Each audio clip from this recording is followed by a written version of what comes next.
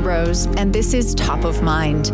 I have been a radio journalist for 2 decades, but a few years ago, I found myself avoiding the news for long stretches because of how depressing and divisive it all seems. I still wanted to be informed and engaged on important issues, though, and I figured I couldn't be alone in that. So we created this podcast. Each week, we tackle one tough topic in a way that will challenge you, help you feel more empathy, and empower you to become a better citizen, a kinder neighbor, and a more effective advocate. Today, why it's so hard to find objective political news.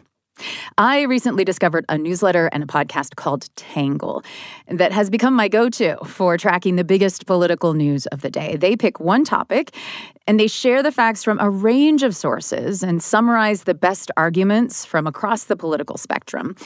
It was actually an Instagram post from Tangle that really sold me on them. I was scrolling along one day, as we do on Instagram, and suddenly these words jump out at me.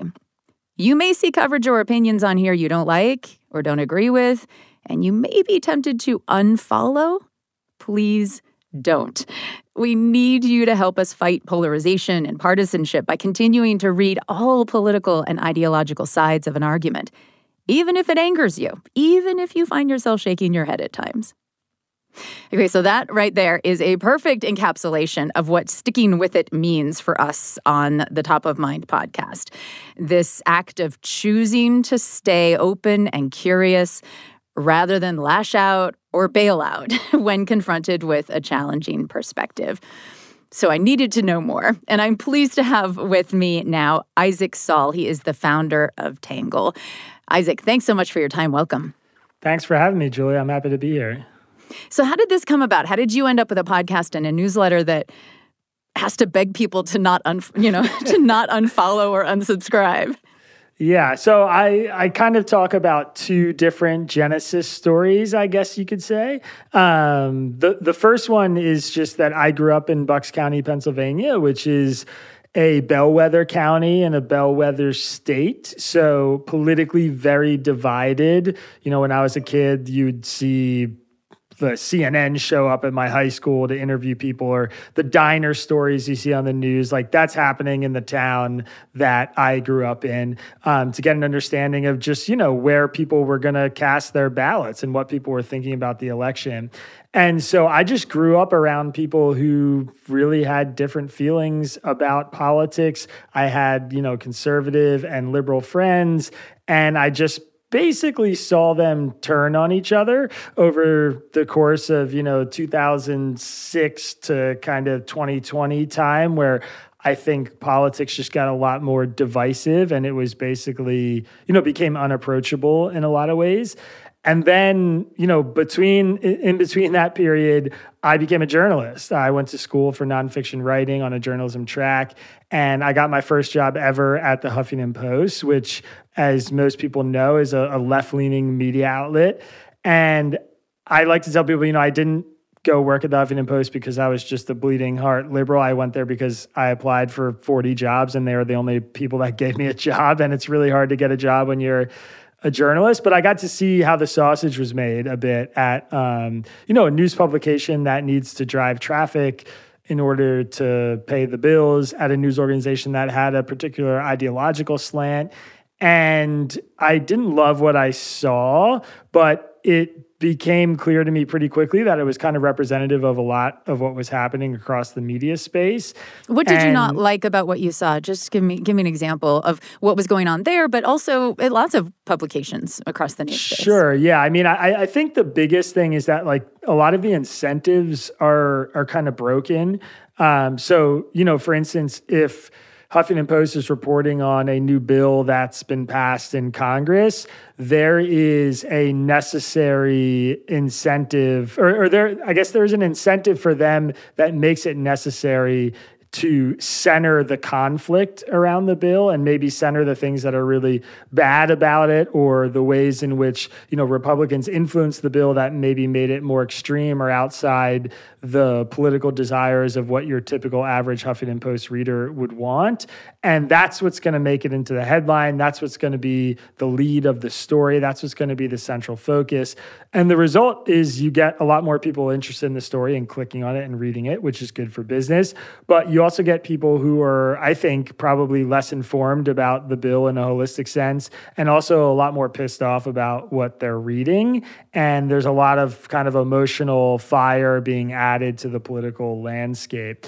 And again, this is certainly not unique to HuffPost. I think they, had to have a specific slant and operate in a specific way in the space. But it was very obvious to me that, the informing readers part of it was a little bit secondary to the driving traffic and, making revenue goals, which is a really important thing for a news organization that wants to stay alive. So I had a lot of ideas about how to address that. And Tangle was kind of the manifestation of a lot of the things that I saw in the media industry after about 10 years working as a political reporter, and wanting to create something that I thought was really unique, that I felt like people wanted, and that I thought, I could build a kind of sustainable business model around. Yeah. I appreciate that Tangle's approach is to acknowledge that there are more than two sides. Because I feel like we've sort of been trained to believe that there are only two sides and that you're either with the good guys or not. and so it sort of obscures all the possibility of the gray area and room for us to agree with one another, or at least to sort of see the rationality in each other's perspectives. Yeah, totally. I mean, our format is definitely the kind of secret sauce to what we're doing. And for, I'm sure a lot of your listeners haven't gotten a chance to read the newsletter yet, but the gist of it is basically that we introduce topics with, the most neutral language we possibly can. And then we share perspectives from the left and the right on those topics. And then I give my own personal opinion, kind of call balls and strikes on stuff. And the left-right thing was actually one of the hardest decisions to make about the format, exactly because of what you're saying, which is that we don't believe there are just two sides on the issue and on any issue. And so the way we generally try to divide the opinions we're presenting is we sort of work out from the center to the fringes. So what we try to do in each newsletter is, under what the left is saying banner, we're going to have like really centrist kind of moderate left voices included in there, like somebody like Michael Bloomberg maybe. And then we're also going to have more sort of fringe, lefty, super progressive takes that are included in there. That way, if you're a conservative reader, you see that, you say, oh, there's like some people on the left who are writing things that I actually agree with or that I find really convincing. Or maybe you don't, and it just sort of solidifies the opinion that you have already. But what we've found with our readers is that a lot of them have, the feedback they've given us is that they've had their minds kind of open to perspectives that they're not used to seeing or used to agreeing with, because what happens right now in the current political news landscape is kind of the elevation of the idiots, is sort of what I like to call it, which is basically, the best tactic if you're a conservative pundit is to find the furthest left people you can find and then show them to your audience and make it seem as if they're representative of, the progressive democratic movement as a whole. And lefties do the exact same thing. They find the most far right, scary conservatives they can find, and then they show them to their audience and they say, this is what the Republican Party is. And the truth is that those groups aren't really representative. They exist for sure, and we show them in our newsletter. But there's a lot of people kind of closer to the center, more rational, more malleable in their views that don't get a lot of airtime. Yeah. There's something else that you've mentioned, Isaac Saul, in your bio on your website that really resonated with me as well as a journalist, where you were describing how, you've written for other places besides, you've reported for other outlets besides the Huffington Post, but each place you went, and even as a freelancer, you found that people would read you only if they agreed, depending on where you appeared. Like news consumers are using this shorthand, like Huffington Post, that's my people, or Fox News, that's my people, right? And they would only give you any attention if you appeared in their place that they felt was a safe place for them. Right? Yeah, totally. I mean, the way I experienced it was that my second job ever was at a company called A+, which was a brand new media company that was started by Ashton Kutcher, the actor who is also, a venture capitalist. And, that's a whole other story. But basically, I left the Huffington Post and worked side by side with him and a really small team to build this media company. And I was one of their first full-time hires. And I was just 23, 24, just barely into my first real job. And we started something totally from scratch, a new brand, new name, new home for news organizations. We had a huge social reach because of Ashton. So we immediately got a really big audience. And people would come read our stuff and they would look me up. They'd look up my name on the internet and they would see that I had bylines at the Huffington Post. And then they would immediately make presumptions about, what my politics were and what the political leanings of our news organization were. And that followed me for a while after I left HuffPost, where, I used to publish writing in the Independent Journal Review, which is a conservative magazine. And people would find my stuff there and sort of like, I'd see in the comments people saying, this guy used to work for the rag Huffington Post, whatever. And they wouldn't trust me because I had these bylines there. And it made me understand just how many different bubbles kind of existed in the media ecosystem and how people were really comfortable staying in those bubbles. And, I think in some ways that problem is getting a little bit better now. I think we're seeing the media ecosystem get fractured. There's a lot more independent creators like me who are coming up, who are building their own audiences and bringing in people of different political stripes, under one roof. But generally speaking, I think it's still really true that, if I meet somebody and I know nothing about them, I can ask them 2 or 3 questions about their news habits, like what do you watch on YouTube? What's your favorite news channel? What's like the first website you open up in the morning when you're reading the news? And I can guess with 99% accuracy who they voted for in the last presidential election. Mm-hmm. That should not happen. Like that should not be how it is, but that's just the current state of play with the media environment we live in, which I think is really worrisome. How can readers trust that you're not biased? I mean, you say you're not, right? You say that that you're using the most politically neutral language possible when you're describing these big issues in your newsletter each day. But I mean, what? How do you signal to people? How do you actually build that trust? What do you do so that people know they can trust you to be unbiased? My radical answer is that they can't and they shouldn't. I think everybody should read what we publish with a heavy dose of skepticism. I don't believe that I'm not biased. I think every individual reporter has their own biases. What we do is a reflection of that belief. In every newsletter you read, you're going to get 6 summaries of different arguments from across the political spectrum about the issue. And then the 7th one you read is my personal perspective. So I'm one of 7 views that you're going to encounter in the newsletter. And we structure it that way because I know that I come to every issue with my own biases based on my personal experiences, based on the people I've spoken to, based on, where I grew up, all those things put together. I understand that I'm not right about every issue, and I don't want readers to think I'm right about every issue. And so we sort of remedy that by just saying, here's a whole slew of perspectives, and here's my personal one that comes in there. And the other part of doing that is, from my perspective, is it's an act of transparency. I mean, if you were reading the kind of views we were collecting without seeing my take in the newsletter edition, I think there's something about that that's a little dangerous, where you don't actually know what the person who's putting together this, coalition of views actually thinks themselves. And by being totally honest and transparent about what my own views are, people can kind of take that into their calculation. And they do. I mean, I have readers every day. I get accused of being a closet Trumper and a, diehard, dyed-in-the-wool Democrat. I mean, I have 5 of those emails unread in my inbox right now from today's newsletter of people saying that, they know that I'm actually a liberal, but it's okay. They still like me, or they can tell that I'm like a closet Republican and they don't want to read anymore or whatever. So, everybody interprets it in their own way. And oftentimes it's really a reflection of their bias. But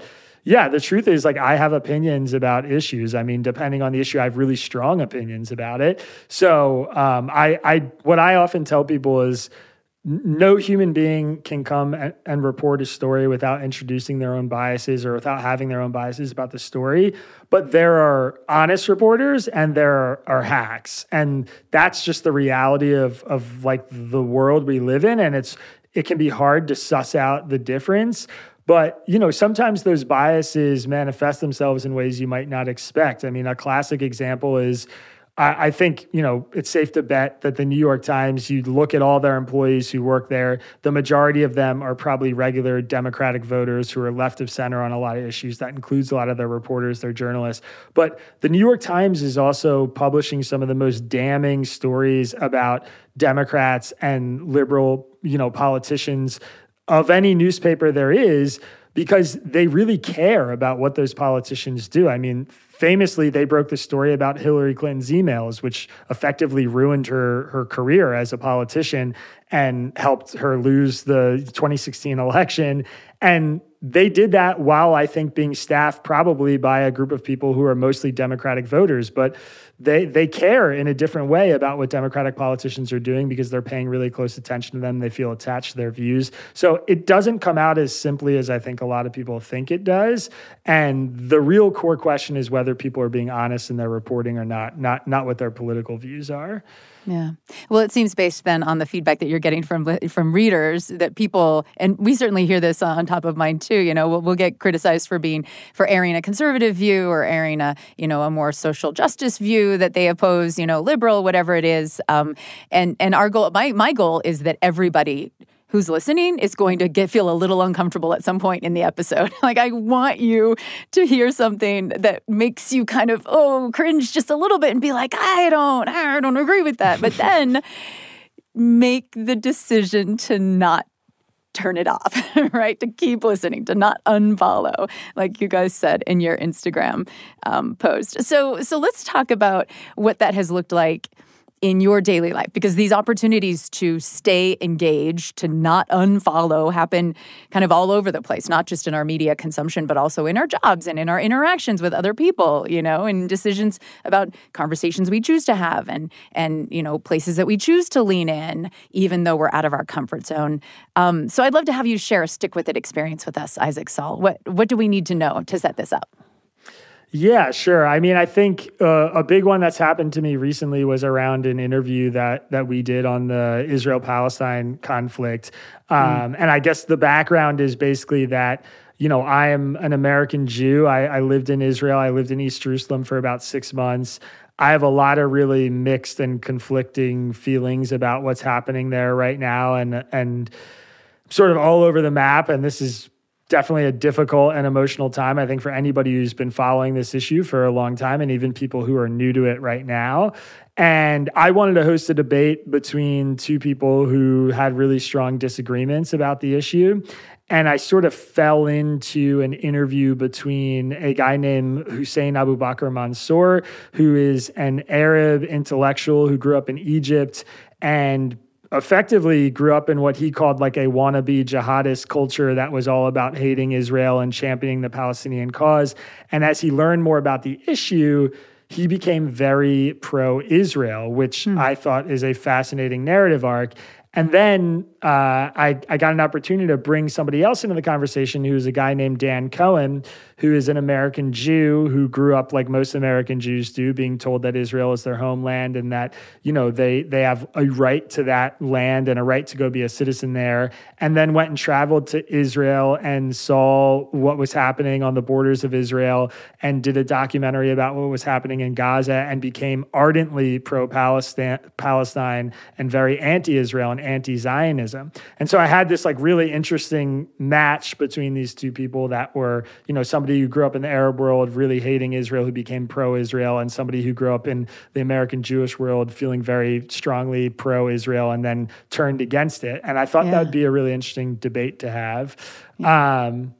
And it turned out there was a lot of unevenness in the kind of the matchup between them. I think Hussein is a very much an academic and an intellectual and speaks that way. And I think Dan is very much an activist, and in some cases I think bordered on being a propagandist. And it's hard to separate my own personal views from it, but I think in the interview crossed the line more often than Hussein did into saying things that were either misleading or kind of half-truths. Mm-hmm. And the interview basically devolved about halfway through and, became kind of an exercise in trading barbs that I didn't think was helpful or adding much to the conversation. And after the fact, Hussein told me he didn't think I should publish the interview because he didn't think it was useful for the public to see. And that put me in a really difficult position because from my perspective, not publishing the interview would sort of go against everything I stood for. It would, be the opposite of transparency. It would be basically killing the interview because I didn't like how it went, which I think is a really dangerous journalistic standard. Yeah. But I agreed with some of Hussein's criticisms. Yeah. So let me pause you for just a moment. So this, I feel like this is the kind of the decision point. This is the stick with it moment where you do this interview. It doesn't go as you had hoped because you had these grand dreams. It got messy. And then right after you're getting criticism for how you handled it. In fact, Mr. Mansour is talking on Twitter. He's saying some things about you on Twitter about how you're not smart enough to know just how badly things went or whatever, which is, nobody loves to hear that, right? From somebody that you respect. And so there was a moment here where you could have, on the one hand, you're saying your journalism side wanted to not silence this just because it did turn out as you'd hoped. But there was also kind of just the personal choice too, is this, this is only just going to open me up to more messiness. Deciding to publish this is going to make things even more uncomfortable. And did you have to also sort of do some soul searching about what you had missed and maybe where you had fallen short in the process as a journalist? Yeah, totally. I mean, I think one of the things that was really hard for me again was that I agreed with a lot of Hussein's fundamental criticisms about kind of where things went off the rails, but I also understood that ideologically I was probably closer to him on this issue. And so I'm trying to make a decision while separating, my sympathies for what he's saying. And I think also, as a reporter, I can probably count on one hand the number of times in my career somebody's begged me not to publish an interview or a recording that we've, just had between each other. And so it gives you pause. I mean, it's something that you're like, whoa, and I said to him, I'm going to take this to my team. I'm going to let them watch the interview. I'll pass on your feedback. I'll get some second opinions. Unfortunately, before any of that came to fruition, he sort of flamed me on Twitter, like you said, for basically not being intelligent enough to understand why publishing the interview was a bad idea. But yeah, I mean, it sort of stopped me in my tracks, and it made me evaluate, what I was really hoping to get out of it, what I wanted people to see, and whether it felt valuable or not. And I certainly had conflicting feelings about that. I mean, I wasn't certain about the decision, but I had the few fundamental principles that I felt really attached to that made me feel like I had to publish it, basically. Yeah.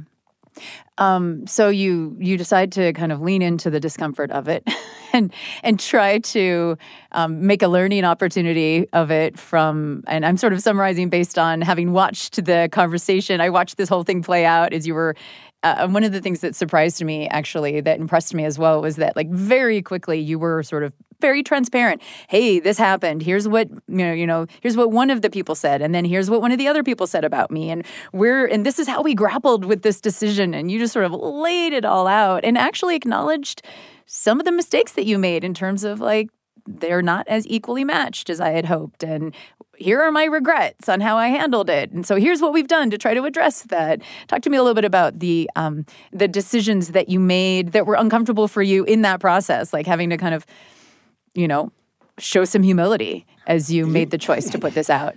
Yeah, I think what I realized was that I got to a place where I realized not publishing it wasn't really an option for me, and that felt deceptive. It just felt like a little icky in a way that I couldn't shake. And so the choice that I made was, we're going to publish it. What's the best way to do this? We could just put this interview up with no context, no information about what happened, and sort of shield my audience and my viewers from the controversy that was taking place on Twitter and between these two people who both have pretty big platforms and lots of followers. Or we could sort of pull the veil back on, how these things actually work behind the scenes and what it's like negotiating an interview like this and how it came to be. And we decided to do the latter.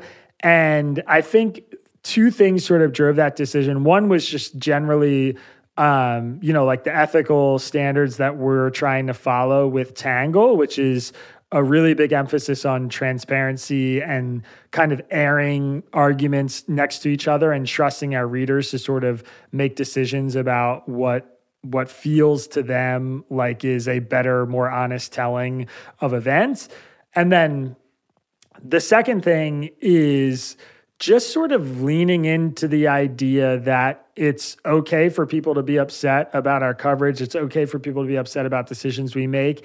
As long as we sort of come forward with humility, we build trust with our audience. And ultimately, our North Star is trying to be one of the most trusted news organizations in the country among people from, all the way far left to all the way far right and everybody in between.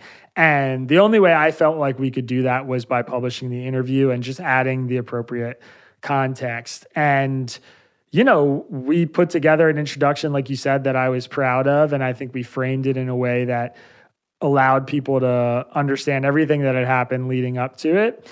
And I was frankly pretty happy with the result. I mean, I think like the actual final outcome was we published an interview that got really testy. We showed to people how difficult talking about this issue is. And a lot of our audience came away feeling like Dan, who I think had been a little bit more misleading and used a little bit more hot rhetoric in his arguments, was basically being a little bit unfair in the interview. I mean, a lot of the comments and the email responses we got were people who sort of recognized the imbalance. And even if they agreed with Dan, even if they were really pro-Palestine, which a lot of our readers are, we're like, okay, yeah, some of the stuff he did was kind of unfair and a little bit ugly or a little bit nasty. And I was happy about that. I mean, because I felt like that was kind of the right read on what happened. And It was really rewarding to see that our audience could sort of separate that and come to that conclusion on their own with pretty limited intrusion from me. I mean, basically what I did in the intro was just say what Dan and Hussein both said after the interview took place. And people kind of found that on their own, which I think is an important thing to realize is, you can trust your audience. That's the thing that I really captured there is you were talking that you were able to present it in a way that you could trust people to, surely they were yelling at the screen at some point during the watching. I'm sure everybody did. I know I did. But also being able to kind of take that under advisement and be more informed. And hopefully, I mean, I would love to know what you think the payoff for that might be for your listeners and viewers. Yeah, I mean, look, I think the payoff for them is that they actually got to hear two people who really strongly disagree on the issue counter each other's points. I mean, I'm very well informed about this issue in particular. There are plenty of issues I'm not well informed about, but this just happens to be one that I've been caring about and reading about for a really long time. And I saw the way that Hussein would make a point and Dan would counter it. And there were moments that I thought were really informative, where I saw very clearly this is one way to frame this event through this kind of pro-Israel lens, and this is one way to frame this event or this fact through a pro-Palestine lens. And they did that to each other. And I think for a lot of our readers, the payoff is that now when they go and counter those arguments out in the wild, they'll hear the retort from Hussein, they'll hear the retort from Dan, and they'll have a kind of more holistic, total view of the issue, and they can really judge, what resonates with them more based on that. And I think that makes people more informed. I think it makes people more level-headed. I think if you're only getting one side of those kinds of arguments, that's really how you get radicalized on issues, which I think is dangerous. And, there's a reason issues in our country are contentious usually.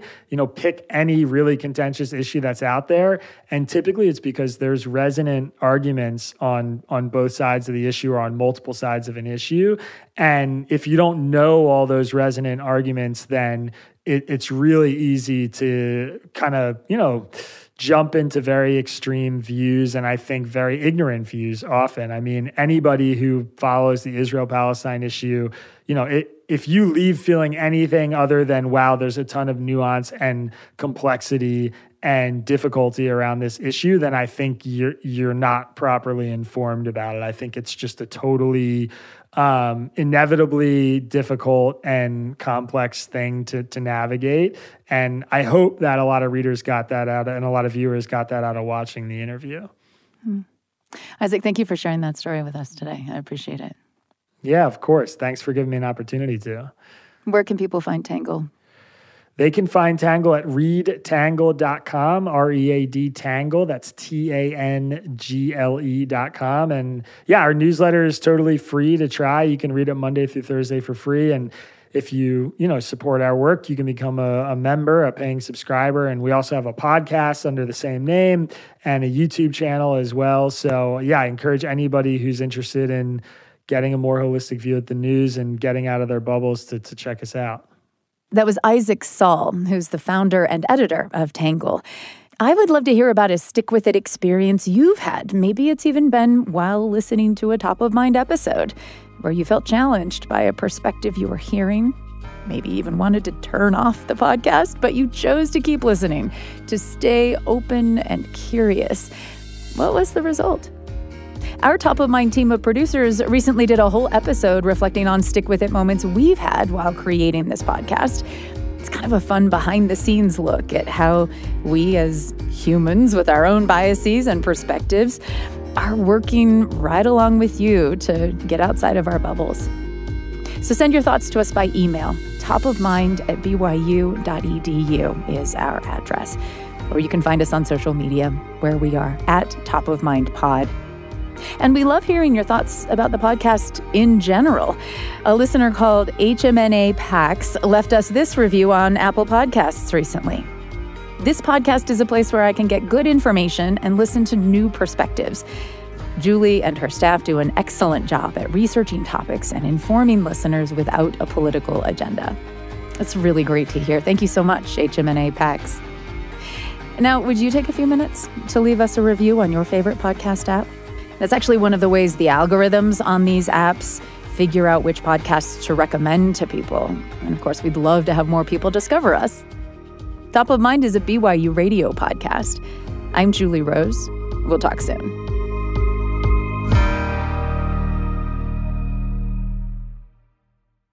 Hey, Top of Mind listeners, I have another podcast I want to recommend to you. It's from the BYU Radio family of podcasts, and it's called The Appleseed. It's a show filled with stories for you and your family. Each episode features master storytellers sharing all kinds of stories: folk tales, fairy tales, personal and family tales. So it's perfect for road trips, for bedtime, or really anytime you're looking for something that the whole family can enjoy together. And the stories you'll hear will likely get your family sharing their own stories with each other, which is really the best part. It's the payoff. So listen to The Appleseed wherever you get your podcasts.